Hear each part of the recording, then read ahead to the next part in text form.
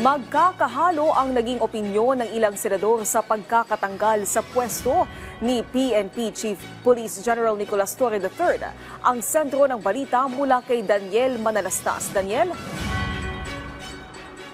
Naomi, iba-iba ang naging reaksyon ng mga senador matapos masibak sa pwesto si PNP Chief General Nicolas Torre III. Sa nakuwang impormasyon ni Senador Panfilo Lacson, umakto umano si Torre nang labas sa kanyang kapangyarihan. Pero sa huli raw ay nasa kamay daw ng Pangulo ang pag-relieve kay Torre.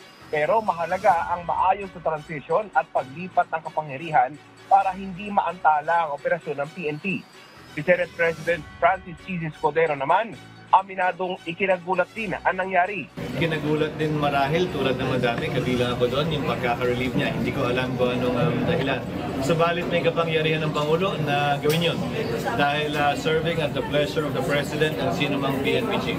May na-designate na rin yata ang kapalit niya, kung di ako nagkakamali. Ayoko lang manggaling sa akin ng pag-anunsyo. Sabi naman ni Senate President Pro Tempore Jinggoy Estrada, ano man ang dahilan, tiwala siya na ang desisyon ay para sa interes ng mga Pilipino.